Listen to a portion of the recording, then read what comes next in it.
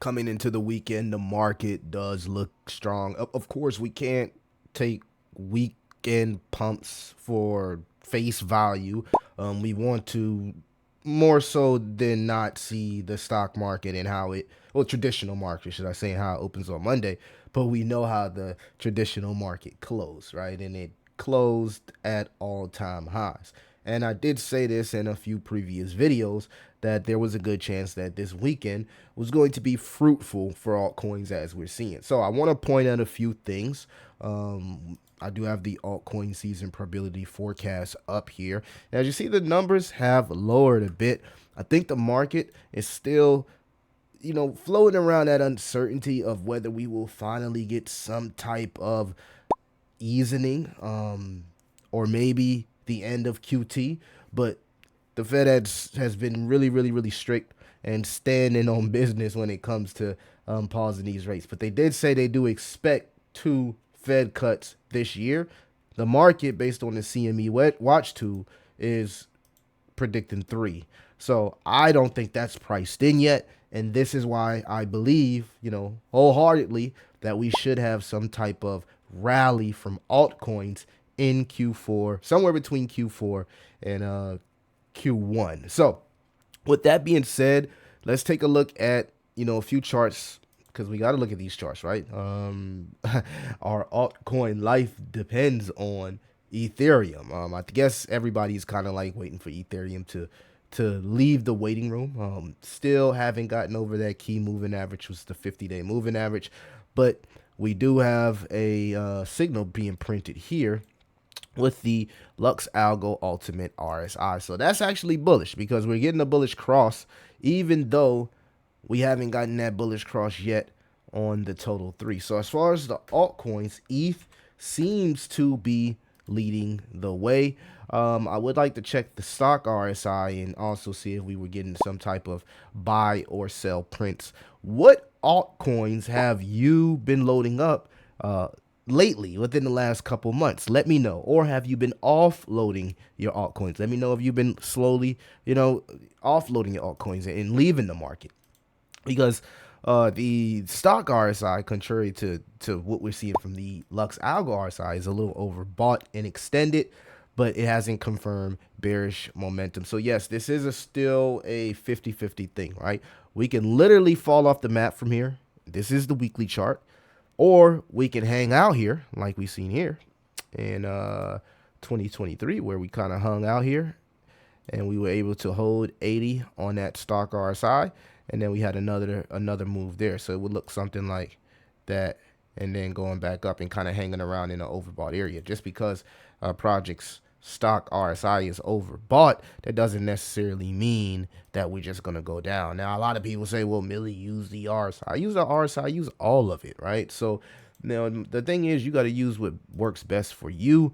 When you look at what's going on with the RSI, well, the RSI is trending to the upside. So there's a 60% chance that Ethereum continues to go up and that stock RSI holds that 80 area. And that's really what you want to see, right? You got the RSI going up. You got an ultimate RSI cross. The stock RSI is a bit overbought and extended, but it looks like it wants to get stopped out here at 80. Pending some news comes out this week, and it could mess it up. This is why we're on a very, very, very thin layer of ice, because Trump can come out and say, hey, a few of these deals fell off and we can be right where we started as far as these tariffs and altcoins bleeding. I want to make that very, very clear. The ETH BTC, according to our model here, is above previous level, but it's still in a bearish area. It's still below those moving averages, but it is showing an RSI print here. Actually, let's go to our script. And like I said, we need the ETH BTC. We need Ethereum to really, really start to perform if Jasmy is going to perform. You see that ETH BTC is a little bit in the overbought area. Not what you wanted to see. So this is why you got the bear saying we're cooked from here. You got the bull saying the bear is about to cry, right? And it could go either way. I know y'all don't want to hear that, but that's the truth. Taking a look at Jasmy. Get Jasmy back going. You can see we're right near that Lux Algo ultimate RSI cross. I want to refresh this page, and yeah, the reason I always show Ethereum before Jasmy, because there's a very, very strong correlation between ETH and Jasmy. ETH is the ERC20 token. We haven't gotten that cross yet on the weekly there for Jasmy, but we are seeing a little bit of momentum.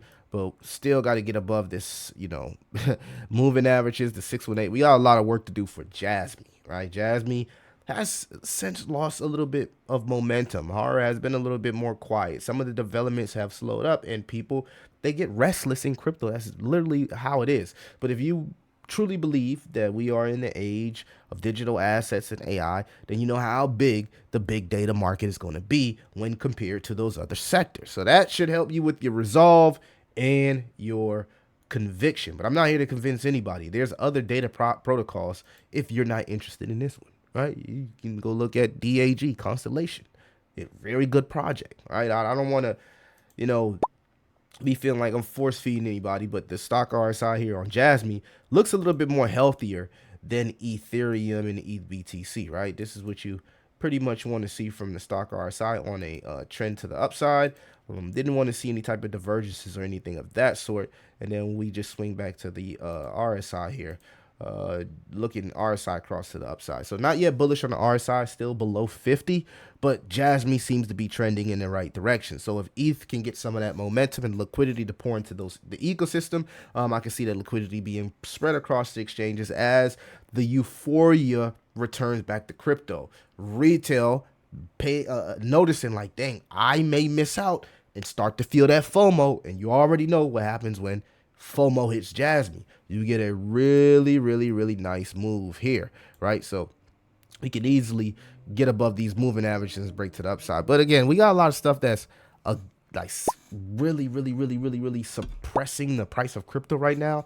It is what it is, right? It is what it is. So I know it, man. Like, I really would love to see Q4 print millionaires and everybody finally get the altcoin season that we so deserve.